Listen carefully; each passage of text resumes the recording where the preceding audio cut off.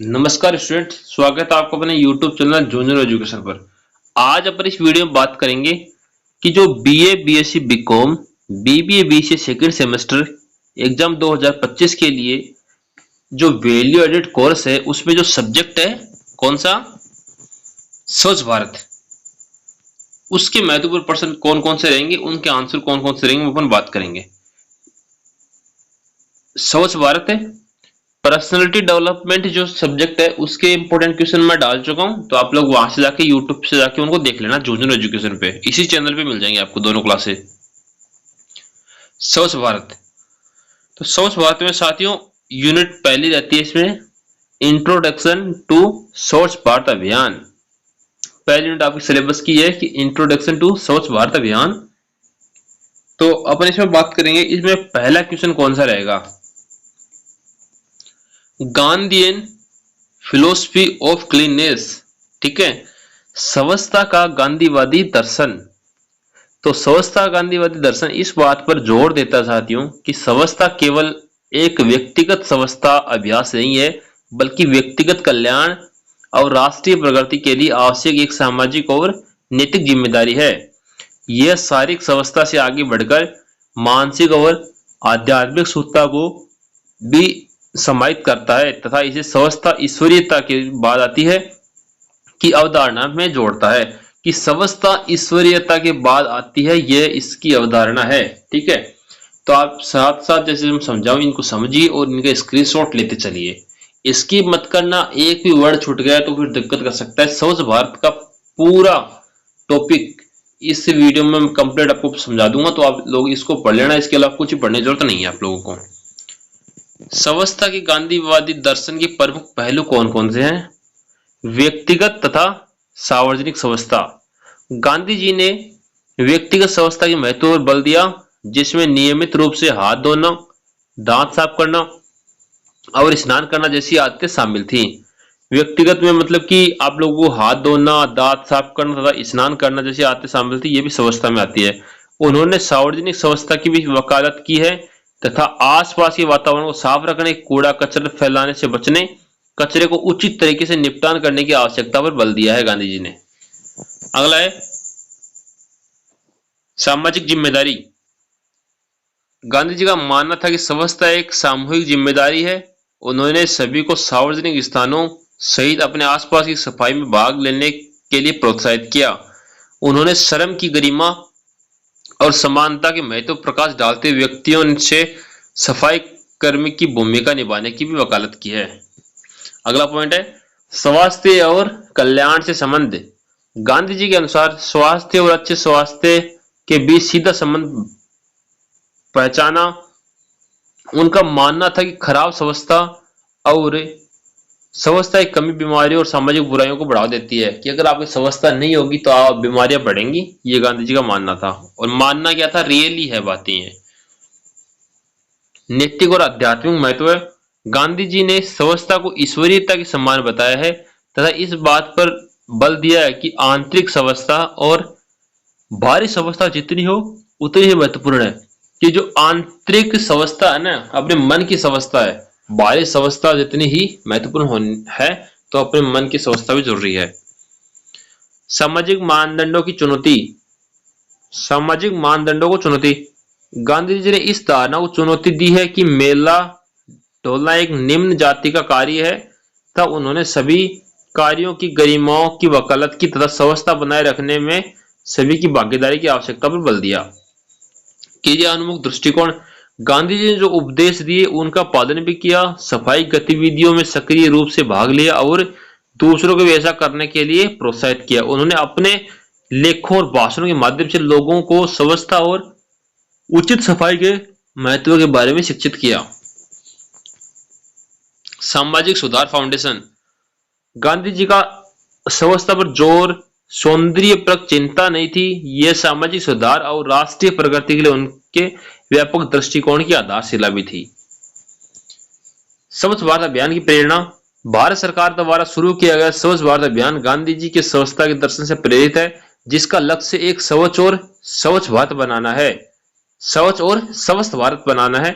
संक्षेप में हम लोग समझे तो स्वच्छता का गांधीवादी दर्शन एक समग्र दृष्टिकोण है जो व्यक्तिगत स्वच्छता, सामाजिक जिम्मेदारी और आध्यात्मिक कल्याण को एकीकृत करता है और यह सभी मिलकर एक स्वस्थ और अधिक न्यायपूर्ण समाज की दिशा में काम करते हैं। ठीक है, पहला क्वेश्चन कंप्लीट हो गया कि गांधी जी के जो स्वच्छता के प्रति विचार थे वो आपके सिलेबस में है, तो इसको अच्छी तरीके से आप लोग तैयार कीजिएगा। सेकंड है स्वच्छ भारत अभियान क्या है, इसको अपने विस्तार से पढ़ेंगे, इससे भी 100% क्वेश्चन आएगा। स्वच्छ भारत का पूरा सिलेबस मैं इसके अंदर कराऊंगा, आप तो बस फटाफट जाके टेलीग्राम ज्वाइन कर लेना। टेलीग्राम झुंझुनू एजुकेशन के नाम से है, उसकी लिंक वीडियो की डिस्क्रिप्शन दे दूंगा, वहां से आप टेलीग्राम को ज्वाइन कर लेना या टेलीग्राम पे जाके सर्च कर लेना झुंझुनू एजुकेशन। ठीक है, स्वच्छ भारत मिशन शहरी दिनांक 2 अक्टूबर 2014 को शुरू हुआ। छोटा क्वेश्चन आ सकता है इसमें कि स्वच्छ भारत अभियान की शुरुआत कब हुई, तो 2 अक्टूबर 2014 को, जिसका उद्देश्य शहरी भारत में को खुले में शौच से मुक्त करना, देश में 4041 सर्वाधिक कस्बे में नगरीय ठोस अपशिष्ट का 100% वैज्ञानिक प्रबंधन सुनिश्चित करना और खुले मल त्याग की प्रथा को समाप्त करना। जो पहले खुले में मल त्याग की प्रथा थी उसको कंप्लीटली समाप्त करने के लिए स्वच्छ भारत अभियान चालू किया गया। ये राष्ट्रीय स्तर का अभियान है जिसका उद्देश्य गलियों, सड़कों तथा अधोसंरचना को साफ सुथरा रखना और कूड़ा साफ रखना है। ठीक है, अगला है hygiene, sanitization and sustainable waste management क्या है। स्वच्छता, सफाई और टिकाऊ अपशिष्ट प्रबंधन सामाजिक स्वास्थ्य और पर्यावरण संरक्षण के लिए महत्वपूर्ण परस्पर जुड़ी अवधारणाएं हैं। स्वच्छता से तात्पर्य उन प्रथाओं से है जो स्वच्छता बनाए रखती हैं तथा बीमारियों को रोकती हैं, जबकि स्वच्छता अपशिष्ट और विशेष रूप से मानव मल सुरक्षित प्रबंधन पर केंद्रित है। सतत अपशिष्ट प्रबंधन का उद्देश्य अपशिष्ट उत्पादन को न्यूनतम करना तथा उसकी जिम्मेदारीपूर्ण निपटान अधिकतम करना और जिसमें पर्यावरण सार्वजनिक स्वास्थ्य की सुरक्षा हो सके या रक्षा हो सके। ठीक है, स्वच्छता से हाथ धोना, व्यक्तिगत सफाई और खाद्य सुरक्षा जैसी प्रथाएं शामिल है। कि स्वच्छता से हाथ धोना, अपने हाथ भी स्वच्छता से आप लोगों को धोना चाहिए, ये भी इसके अंदर आता है, जिसका उद्देश्य कीटाणु बीमारियों के प्रसार को रोकना है।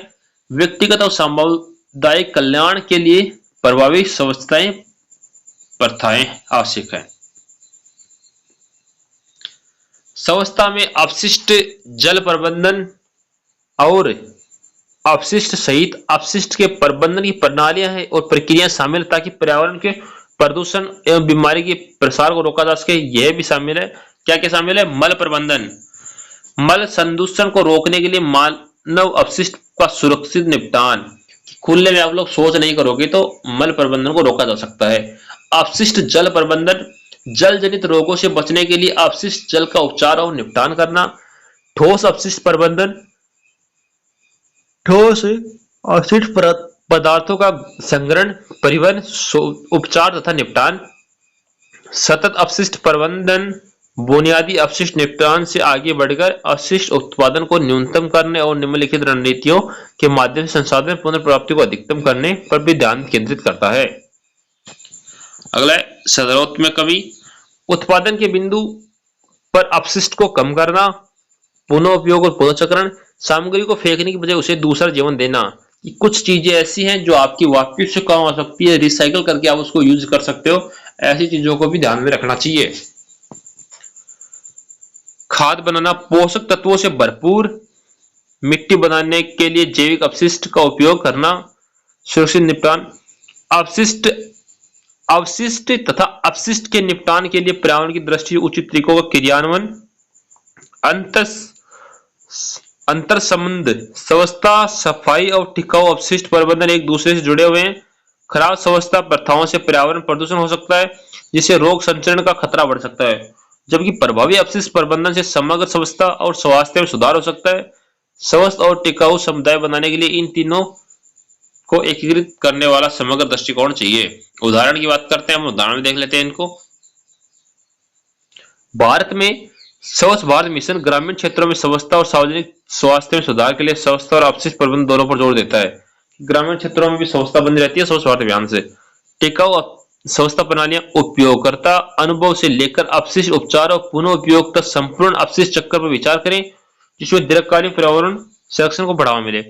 प्रकृति आधारित समाधान हरित बुनियादी ढांचे की तरह तूफानी जल का प्रबंधन करके और प्रदूषण को कम करके व्यवस्था में सुधार किया जा सकता है साथियों।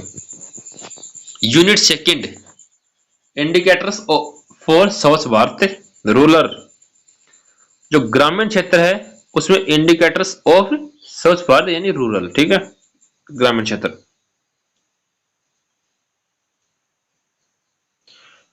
Sanitisation coverage across households 2014 में से लेकर 2022 तक भारत में स्वच्छता कवरेज में काफी सुधार हुआ है।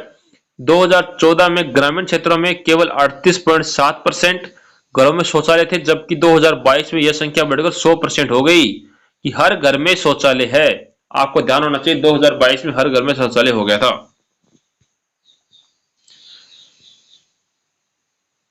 शहरी क्षेत्रों में 2014 में 70% घरों में शौचालय थे, जबकि 2022 में यह भी 100% हो गई। मित्रों, स्वच्छ भारत अभियान के तहत 2014 में शुरू किए गए ग्रामीण और शहरी क्षेत्रों में शौचालयों के निर्माण और उपयोग को बढ़ावा दिया गया, जिससे ये सुधार हुआ। 2014 की स्थिति क्या है, वही जो मैंने बताया आपको, 2022 में दोनों में 100% हो गई। तो इसको आप लोग ध्यान देख लेना थोड़ा सा, ठीक है। ये ध्यान रखना महत्वपूर्ण है कि 100% कवरेज का मतलब ये नहीं कि सभी लोग शौचालय का उपयोग कर रहे हैं। 15वें वित्त आयोग में पाया कि शौचालय की उपलब्धता के बावजूद खुले में शौच की प्रथा अभी भी कुछ क्षेत्रों में मौजूद है, कि लोगों के घर में शौचालय है, उसके बाद भी जो पहले की उनकी प्रथाएं हैं कि बाहर ही उनको शौच करने जाना है, तो वो प्रथाएं अभी भी मौजूद हैं। लोगों के व्यवहार में बदलाव लाने की आवश्यकता है कि उनको शौचालय तो बना के दे दिए गए, लेकिन उनके व्यवहार में परिवर्तन नहीं है, उनको आदत वही पड़ी है। Open defecation free ODF villagers parameters, ठीक है। ओडीएफ का मतलब है खुले में शौच से मुक्त। खुले में शौच से मुक्त गांव वह है जहां प्रत्येक घर के साथ साथ सार्वजनिक और सामुदायिक संस्थानों में सुरक्षित शौचालय सुविधाओं तक पहुंच और उनका उपयोग के लिए सुविधा हो, पर्यावरण में कोई भी मल दिखाई न दे। इसका अर्थ है खुले में शौच समाप्त करना और मल मौखिक माध्यम से रोगों के संचरण को रोकने के लिए मानव मल का उचित निपटान निश्चित करना। यहां प्रमुख मापदंडों का विवरण दिया गया है। तो पहला है शौचालय सुविधाओं तक पहुंच। इसमें घरेलू शौचालय, प्रत्येक घर पर में कार्यात्मक और उचित रख रखाव वाला शौचालय होना चाहिए। प्रत्येक घर में अच्छा शौचालय होना चाहिए, बात ही ये सीधी। सामुदायिक शौचालय की यदि घरों में व्यक्तिगत शौचालयों के स्थान की कमी है तो उन्हें उचित दूरी, जैसे शहरी क्षेत्रों में 500 मीटर के भीतर स्वस्थ और कार्यात्मक सामुदायिक शौचालय तक पहुंच होनी चाहिए, या आपके घर के पास भी सामुदायिक शौचालय वो होना चाहिए। सार्वजनिक शौचालय वाणिज्यिक क्षेत्रों की तरह सार्वजनिक क्षेत्रों में भी आसानी से उपलब्ध और अच्छी तरह से अनुरक्षित सार्वजनिक शौचालय होने चाहिए। सेकंड पॉइंट है उपयोग और रख रखाव। 100% उपयोग होना चाहिए कि घर के सभी सदस्य है ना वो शौचालय का उपयोग करें। शौचालय ऐसे नहीं कि बना लिए, लेकिन उसका 100% उपयोग भी होना चाहिए। उचित उपयोग, इनमें यह सुनिश्चित करना शामिल है कि शौचालय को सही ढंग से उपयोग किया जाना चाहिए। शौच के बाद हाथ धोने जैसी उचित व्यवस्थाएं प्रथाओं का पालन करना चाहिए कि शौच करने के बाद अच्छी तरीके से हाथ धोना चाहिए। शौचालय रख रखाव, शौचालय को साफ और कार्यात्मक रखा जाना चाहिए तथा आवश्यकता अनुसार उनका नियमित रख रखाव और मरम्मत की जानी चाहिए। अगर सुरक्षित निपटान, मानव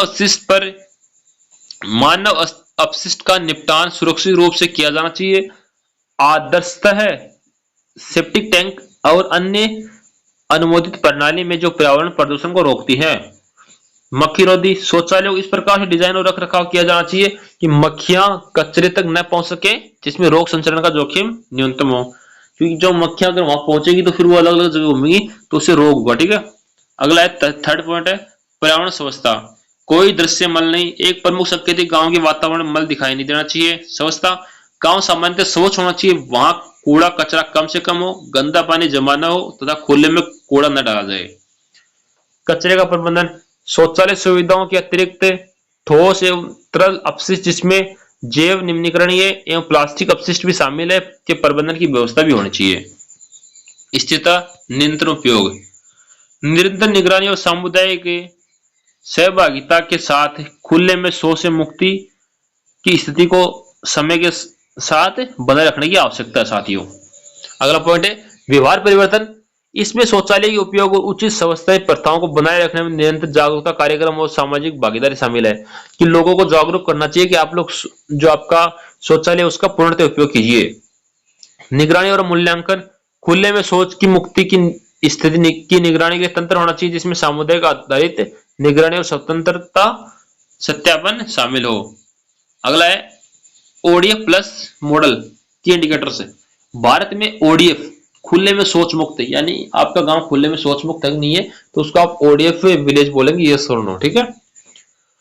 प्लस आदर्श गांव वह है जिसमें ओडीएफ का दर्जा हासिल कर लिया है और उसे कायम रखा है, ठोस और तरल अपशिष्ट प्रबंधन प्रणालियों को लागू किया है तथा न्यूनतम कूड़े तथा स्थिर स्पर्श जल के साथ स्वच्छ वातावरण बनाए रखा है। इसमें ओडीएफ संबंधित सूचना और शिक्षा और संचार सामग्री प्रदर्शित की गई है। यहाँ प्रमुख संकेतों का अधिक विस्तृत विवरण दिया गया है। पहला है सतत ओडीएफ स्थिति, गांव खुले में शौच से मुक्त होने का दर्जा बरकरार रखना होगा सतत ओडीएफ स्थिति के लिए। ये पॉइंट्स है। इसका तात्पर्य है कि शौचालय का निरंतर उपयोग किया जाना चाहिए तथा खुले में शौच की कोई घटना नहीं होगी। ठोस अपशिष्ट प्रबंधन, गांव में ठोस अपशिष्ट के संग्रहण, पृथक्करण और निपटान के लिए व्यवस्था होनी चाहिए। इसमें घर घर जाकर कचरा संग्रहण, स्रोत पर अपशिष्ट पृथक्करण तथा कंपोस्ट पिट या मटेरियल रिकवरी फैसिलिटी जैसी अपशिष्ट प्रसंस्करण सुविधाओं की स्थापना शामिल हो सकेगी साथियों। अगला तरल अपशिष्ट प्रबंधन, गांव में तरल अपशिष्ट जैसे शौचालय, रसोई घर, अन्य स्रोतों से निकलने वाले अपशिष्ट जल के प्रबंधन तंत्र के लिए आवश्यक है कि जैसे आपका जो गांव में जो पानी वगैरह है अपशिष्ट वो कहाँ जा रहा है, किस तरीके से उसकी ध्यान भी आपको रखना होगा। इसमें जल निकासी प्रणालियां, सोख गड्ढे, निकासाल्य गड्ढे तथा अपशिष्ट जल पर उपचार संयंत्रों का निर्माण भी हो सकता है साथियों। अगला है मल कीचड़ और सेप्टेज का सुरक्षित नियंत्रण, खाली करना, संग्रहण, परिवहन, उपचार और जो सुरक्षित निपटान महत्वपूर्ण है। अगला है दृश्य स्वच्छता, गांव में स्वच्छ वातावरण होना चाहिए जहां कूड़ा कचरा गंदा पानी कम से कम हो, बिल्कुल भी दिखाई ना दे। इसमें प्लास्टिक कचरे का उचित निपटान और सार्वजनिक स्थानों पर इसे फेंकना भी से बचना शामिल है। ओडीएफ प्लस सूचना शिक्षा और संचार आईईसी, गांव में ओडीएफ और ओडीएफ प्लस गतिविधियों का संबंधित सूचना शिक्षा और समाचार सामग्री प्रदर्शित की जानी चाहिए। इसमें जागरूकता बढ़ाने और स्थायी स्वच्छता प्रथाओं को बढ़ावा देने में मदद मिलती है। अगला 6 नंबर पॉइंट, हितधारक सहभागिता, ओडीएफ प्लस के प्रभावी कार्यान्वयन के समुदाय के सदस्यों के लिए स्थायी नेताओं, सरकारी अधिकारियों और सफाई कर्मचारियों सहित विभिन्न हितधारकों की भागीदारी आवश्यक है कि जो प्रचार प्रसार होता है उसमें स्थायी नेता, जो सरकारी अधिकारी है, उनकी भूमिका भी शामिल होनी चाहिए। सुरक्षित प्रथाओं को निरंतर अपनाने के लिए प्रोत्साहित करने हेतु व्यवहार परिवर्तन रणनीति आवश्यक है साथियों। अतिरिक्त पहलू, गांव में समय सौंदर्य और पर्यावरणीय गुणवत्ता को बढ़ाने के लिए पार्क और उद्यानों के विकास जैसे उपायों का भी लागू कर सकता है। कुछ गांव ओडीएफ प्लस की स्थिति तक पहुंच सकते हैं, प्लस की, जिसमें मल और सीवरेज का सुरक्षित उपचार शामिल था, उसे नालियों या जल निकायों से जाने से रोका जा सका कि नालियों में मल वगैरह नहीं जाने देते। ऐसे गांव क्या है कि जहां कूड़ा कचरा बिल्कुल भी ना दिखाई दे उनको अपन ओडीएफ प्लस बोल सकते हैं, तो इसको आप लोग याद करेंगे। अगला है शहरी स्वच्छ भारत, अर्बन स्वच्छ भारत, सस्टेनेबल सैनिटाइजेशन, ठीक है। सतत स्वच्छता से तात्पर्य है ऐसी स्वच्छता प्रणालियों से है जो प्रभावी, दीर्घकालिक और पर्यावरण के प्रति उत्तरदायी होने के लिए डिजाइन की गई है कि जो लंबे समय तक चले तथा प्रभावी, इफेक्टिव है और पर्यावरण के प्रति उत्तरदायी भी है। यह केवल अपशिष्ट के निपटान से आगे बढ़कर अपशिष्ट जल और मल को ऐसे संसाधन के रूप में देखता है जिसे पुनर्चक्रित और पुनः उपयोग किया जा सकता है। एक प्रमुख पहलू जो संपूर्ण स्वच्छता मूल्य श्रृंखला पर विचार करना है, जिसमें उपयोगकर्ता अनुभव से लेकर स्वच्छता और संभावित पुनः उपयोग या निपटान तक भी शामिल है। टिकाऊ स्वच्छता की प्रमुख पहलू कौन कौन से हैं? समग्र दृष्टिकोण, ठीक है, आप साथ साथ लिख लेना। सतत स्वच्छता में केवल शौचालय ही नहीं बल्कि संपूर्ण स्वच्छता चक्र को शामिल किया गया है, जिसमें संग्रहण, उपचार, पुनः उपयोग भी निपटान में शामिल है। साथियों, संसाधन प्रबंधन ये अपशिष्ट जल और मलमूत्र की क्षमता को केवल अपशिष्ट के बजाय जल, पोषक तत्वों तथा ऊर्जा के संसाधन के रूप में महत्व देता है। पर्यावरण संरक्षण टिकाऊ प्रणालियां प्रदूषण कम करके, संसाधनों का संरक्षण करके और जैव विविधता को बढ़ावा देकर पर्यावरण प्रभाव भी न्यूनतम करती है। कि संसाधनों का संरक्षण करना, ठीक है, पर्यावरण संरक्षण में आता है। सामाजिक और आर्थिक व्यवहार्यता प्रणालियां समुदाय को स्वीकार्य होनी चाहिए, सस्ती होनी चाहिए और स्वास्थ्य तथा कल्याण के लिए दीर्घकालीन लाभ प्रदान करने वाली होनी चाहिए। कि जो इनकी प्रणालियां हैं स्वच्छ भारत अभियान की, उसमें जो इनकी काम में आने वाली चीजें वो सस्ती होनी चाहिए, लेकिन दीर्घकालीन होनी चाहिए, लाइफ टाइम चलनी चाहिए। फटाफट आप लोग चैनल को सब्सक्राइब कर लीजिए, नेक्स्ट वीडियो आपको मिल जाएगा जैसे आपने चैनल सब्सक्राइब किया तो। तकनीकी और संस्थागत उपयोगिता प्रणालियों को स्थानीय संदर्भ के अनुकूल होना चाहिए तथा उनका प्रबंधन और संचालन प्रभावी होना चाहिए। टिकाऊ व्यवस्था प्रथाओं के उदाहरण कौन से हैं? इसमें पहला रहेगा कंपोस्टिंग शौचालय। ये शौचालय मानव अपशिष्ट को विघटित करते हैं तथा बगीचों के लिए पोषक तत्वों से भरपूर खाद तैयार करते हैं। निर्मित आर्द्र भूमि ये प्रणालियां निस्पंदन और संयंत्र अवशोषण के माध्यम से अपशिष्ट जल के उपचार के लिए प्राकृतिक प्रक्रियाओं का उपयोग करती हैं। एनारोबिक डाइजेशन यह प्रक्रिया अपशिष्ट जल में कार्बन पदार्थों को विघटन करके ऊर्जा के लिए बायोगैस का उत्पादन करती है। अगला है ग्रेवाइटर का पुनः उपयोग। सिंचाई के लिए शावर, सिंक और कपड़े धोने के पानी का पुनः उपयोग करने से पानी की मांग काफी बढ़ जाती है। इस प्रकार से हम लोग इसको देखेंगे। अगला इसमें थर्ड यूनिट में waste and water and solid में वेस्ट मैनेजमेंट। अपशिष्ट जल और ठोस अपशिष्ट प्रबंधन में तरल और ठोस दोनों प्रकार के अपशिष्ट पदार्थों को एकत्रित करने, उपचारित करने और निपटान की प्रक्रिया शामिल है। साथियों, इस व्यापक दृष्टिकोण का उद्देश्य मानव स्वास्थ्य, पर्यावरण और सौंदर्य पर अपशिष्ट के नकारात्मक प्रभावों का न्यूनतम करना है, साथ ही संसाधन पुनर्प्राप्ति को और पुनः उपयोग के लिए बढ़ावा देना है। ये इस प्रकार से आप लोग इसको देख सकते हो। ठोस अपशिष्ट प्रबंधन, तो ठोस अपशिष्ट प्रबंधन में नगरपालिका अपशिष्ट, औद्योगिक अपशिष्ट, कृषि अपशिष्ट और निर्माण मलबे जैसी विभिन्न सामग्रियां का प्रबंधन शामिल है। इसके प्रमुख पहलुओं में शामिल कौन कौन से हैं? संग्रह, परिवहन, इलाज, निपटान। इन चारों का आप स्क्रीनशॉट लीजिए, अच्छे पॉइंट्स हैं, इनको लिख लेना आप लोग, एग्जाम में छपने वाले हैं। सिलेबस पे आधारित पूरे क्वेश्चन हैं, ये थोड़ा ध्यान रखना। अपशिष्ट जल प्रबंधन, संग्रह, इलाज, निपटान का पुनः उपयोग, इसमें ये पहलू शामिल है। ये क्वेश्चन आपके एग्जाम में छपने वाले हैं, तो इनको अच्छी तरीके से आप लोग तैयार कीजिएगा। एक भी क्वेश्चन बाहर नहीं जाएगा, क्योंकि सिलेबस में यही है, सिलेबस से पेपर बनता है, तो सिलेबस में आपकी यही है जो मैं बता रहा हूँ। इनके अगर नोट्स वगैरह आपको चाहिए तो आप टेलीग्राम ज्वाइन कर लेना, जोन एजुकेशन, वहां पे नोट्स आपको उपलब्ध हो जाएंगे। अगला है गेरबेज फ्री सिटीज। कचरा मुक्त शहर वे शहरी क्षेत्र हैं जिन्होंने सार्वजनिक स्थानों पर कचरे की उपस्थिति को कम करने और समाप्त करने के लिए प्रभावी अपशिष्ट प्रबंधन प्रणाली लागू की है। ये अपशिष्ट विभिन्न रणनीतियों जैसे स्रोत पृथक्करण, अपशिष्ट प्रसंस्करण तथा नवीन मॉडलों के माध्यम से प्राप्त किया जाता है। कई भारतीय शहरों को कचरा मुक्त दर्जों प्राप्त करने की उनके प्रयासों के लिए मान्यता दी गई है, यहाँ तक कि कुछ को 7 स्टार रेटिंग में प्राप्त है। कि कचरा मुक्त जो शहर है उनके प्रमुख पहलुओं का विवरण इस प्रकार है। प्रमुख रणनीतियां, तो उसमें पहला है स्रोत पृथक्करण। उत्पादन स्थल पर अपशिष्ट को गीला, सूखा और खतरनाक अपशिष्ट जैसी श्रेणियों में अलग करना, यह कुशल अपशिष्ट प्रसंस्करण के लिए महत्वपूर्ण है। अपशिष्ट प्रसंस्करण, विभिन्न प्रकार के अपशिष्टों के उपचार और पुनर्चक्रण के लिए सुविधाओं का क्रियान्वयन।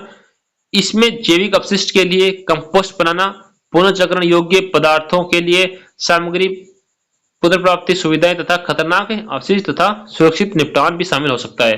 नवीन मॉडल, ठीक है, इसको पढ़िए आप लोग। अपशिष्ट प्रबंधन के लिए नई प्रौद्योगिकियों तथा दृष्टिकोणों को अपनाना, जैसे अपशिष्ट संग्रहण पर नजर रखने के लिए प्रौद्योगिकी का उपयोग करना तथा नई पुनर्चक्रण तकनीक विकसित करना।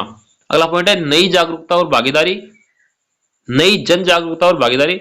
नागरिकताओं को अपशिष्ट प्रबंधन प्रथाओं के बारे में शिक्षित करना, कि जो प्रथाएं उनको पता ही नहीं है उनको करना क्या है, किस प्रकार से सोच मुक्त गांव बनाना है, खुले में शौच मुक्त गांव बनाना है उस प्रकार से, तो इसको आप लोग शिक्षित करोगे, प्रचार करोगे। और स्वच्छता बनाए रखने में उनकी सक्रिय भागीदारी को प्रोत्साहित करना, कि स्वच्छता बनाए रखने के लिए सभी ग्रामवासियों को या शहर के जो लोग हैं उनको प्रोत्साहित करना कि सबकी भागीदारी होनी चाहिए, किसी एक की नहीं। 7 स्टार रेटिंग, इंदौर को भारत का पहला 7 स्टार कचरा मुक्त शहर माना गया है क्योंकि इसने असाधारण अपशिष्ट प्रबंधन पद्धतियों का प्रदर्शन भी किया है। सबसे स्वच्छ शहर इंदौर ही है। आप क्वेश्चन आ सकता है कि छोटा क्वेश्चन आ सकता है सबसे स्वच्छ शहर कौन सा है, तो आप इंदौर को लिखोगे। 5 स्टार रेटिंग कौन सी है? 5 स्टार रेटिंग सूरत है, ठीक है। सूरत, नवी मुंबई, मैसूर, नोएडा, विजयवाड़ा और पाटन, ठीक है, इनको आप लोग लिखिएगा। और 3 स्टार रेटिंग कौन से हैं शहर हैं? 3 स्टार रेटिंग है भोपाल, विशाखापट्टनम और तिरुपति, ये तीनों आप लोग देखेंगे। समग्र दृष्टि, कचरा मुक्त शहरों की अवधारणा स्वच्छ भारत मिशन शहरी 2.0 का एक प्रमुख घटक है जिसका उद्देश्य भारत में अधिक स्वच्छ और टिकाऊ शहरी वातावरण बनाना। यह मिशन समग्र स्वच्छता और अपशिष्ट प्रबंधन पर जो प्रथाएं हैं उनकी परिकल्पना करता है, जो भारत को विकास और पर्यावरणीय जिम्मेदारी के एक नए पथ पर अग्रसर करता है।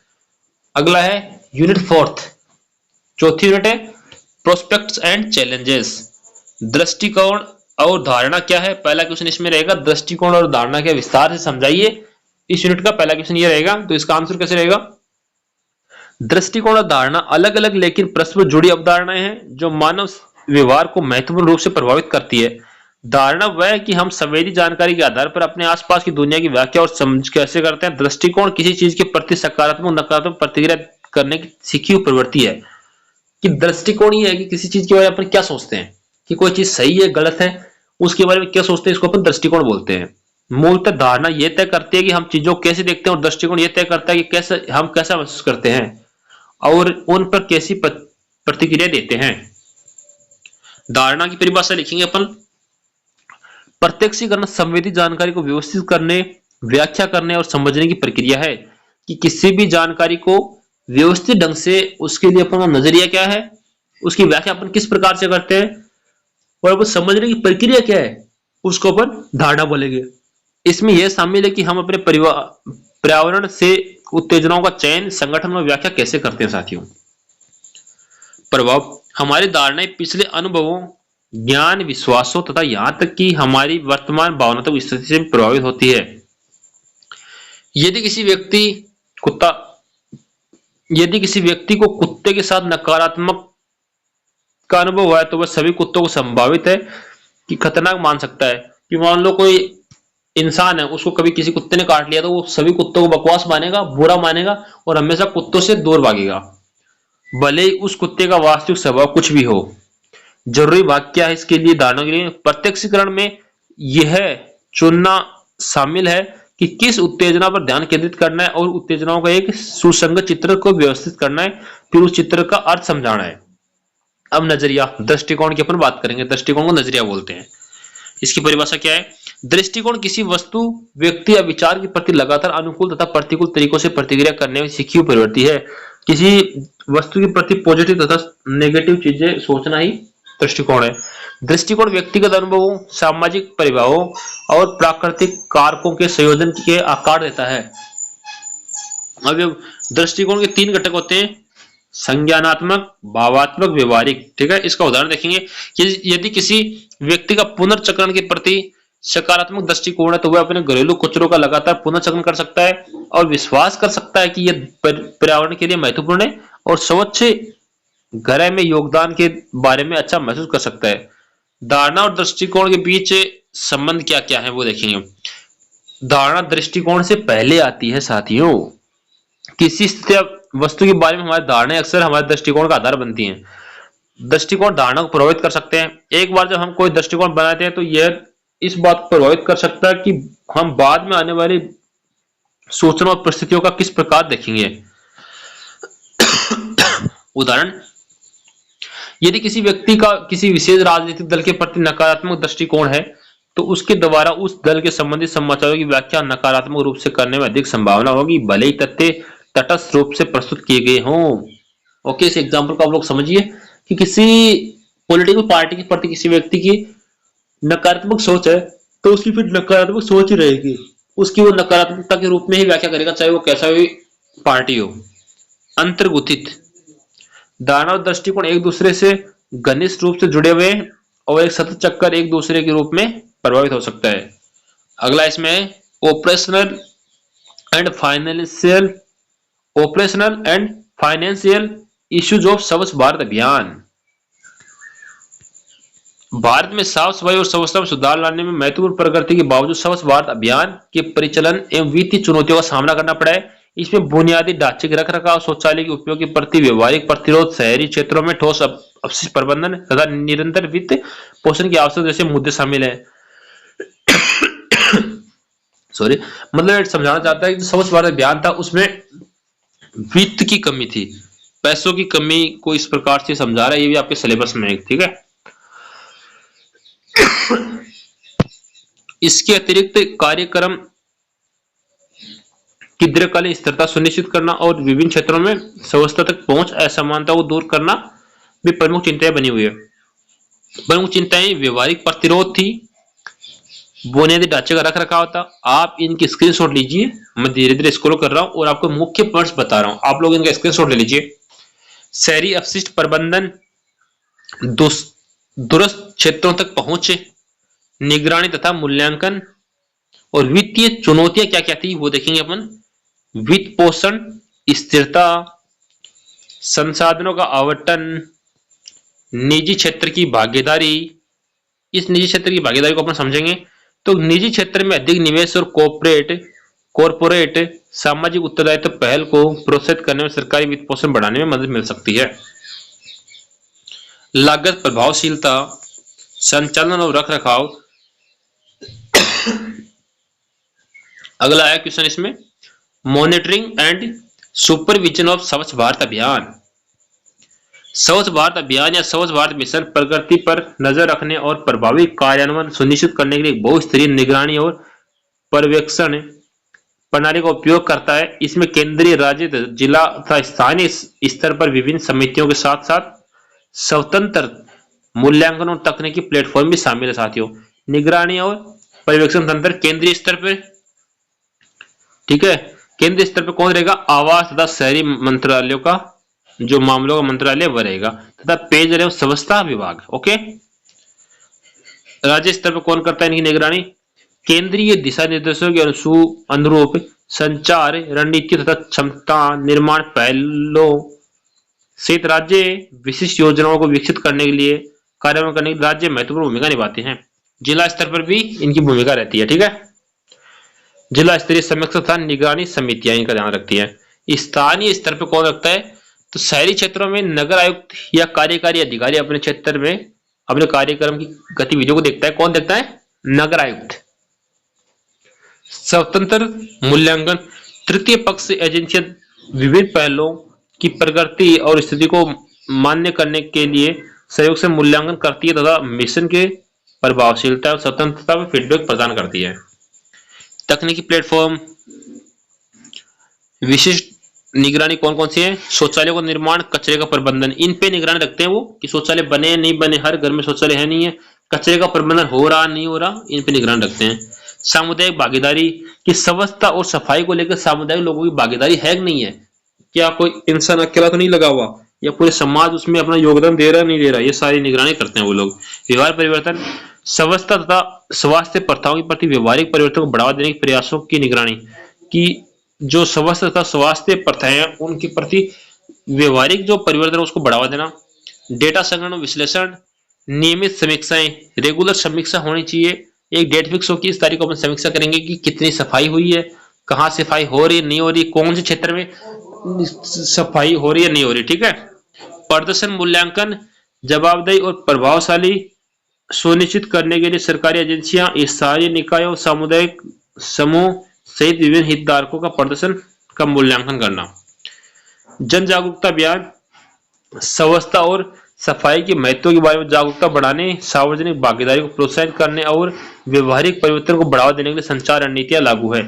इतने पॉइंट्स हम लोगों ने कंप्लीट किए, तो एक बार फटाफट आप चैनल को सब्सक्राइब कर लीजिए ताकि जो नेक्स्ट पेपर है आपका जो और बच गए AEC, SEC, उनके जैसे पेपर अपलोड करेंगे तो आपको नोटिफिकेशन मिल जाएगा, आप लोग देख लेना। बस आप झुंझुनू एजुकेशन को सब्सक्राइब कर लीजिए।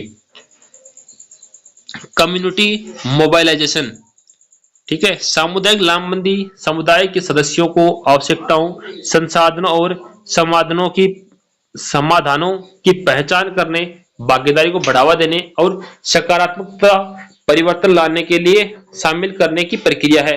यह समुदाय को अपने विकास का स्वामित्व लेने के लिए सशक्त बनाता है तथा जिससे स्थायित्व और आत्मनिर्भरता बढ़ती है। इस दृष्टिकोण में जागरूकता बढ़ाना, क्षमता निर्माण करना तथा विशिष्ट मुद्दों के समाधान के लिए सामूहिक कार्रवाई को सुविधाजनक बनाना है। सामुदायिक लामबंदी पर अधिक विस्तृत जानकारी इस प्रकार है। मुख्य पहलू कौन से हैं? ये पॉइंट्स आप लोग स्क्रीनशॉट लेते चलना, मैं आपको मुख्य पॉइंट्स बता रहा हूं, ठीक है। हितधारक सहभागिता, आवश्यकता मूल्यांकन, क्षमता निर्माण। सभी तरीके से आवश्यकता मूल्यांकन सबसे बेस्ट है कि आपका मूल्यांकन होना चाहिए। सामूहिक कार्यवाही, वहनीयता और नीचे से ऊपर की ओर दृष्टिकोण, सशक्तिकरण।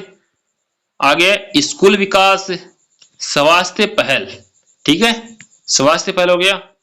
पर्यावरण संरक्षण, सामाजिक न्याय, सामुदायिक स्वामित्व में वृद्धि, उन्नत स्थिरता। आप इनका वर्णन कर सकते हो, लेकिन जो पॉइंट मैं बता रहा हूं वही आपको एग्जाम में लिखना है। इनका वर्णन आप अपने हिसाब से करो, लेकिन पॉइंट्स ये लिखने हैं आप लोगों को। बेहतर कार्यक्रम प्रभावशीलता, सामाजिक सामंजस्य, सकारात्मक सामाजिक परिवर्तन। तो साथ ही इस प्रकार से अपना स्वच्छ भारत अभियान का टॉपिक पूरा हुआ, इसको आप लोग पढ़ लीजिए। और आप लोगों को इंस्टाग्राम अकाउंट है नितेश तिवारी झुंझुनू, इसको आप लोग सब जाके फॉलो कर लीजिए। आगे आपको जो भी इंपॉर्टेंट क्वेश्चन चाहिए आप इस इंस्टाग्राम में मैसेज कर देना, आपका रिप्लाई जरूर मिलेगा। आप मैसेज कर देना कि आपको किस सब्जेक्ट के इंपॉर्टेंट क्वेश्चन चाहिए। दूसरी बात, जैसे मैंने आपको बताया झुंझुनू एजुकेशन नाम से टेलीग्राम चैनल है, वहां पे इसकी नोट्स भी जल्दी आपको मिल जाएंगे। तो झुंझुनू एजुकेशन टेलीग्राम चैनल को आप अवश्य ज्वाइन कर लेना, ठीक है।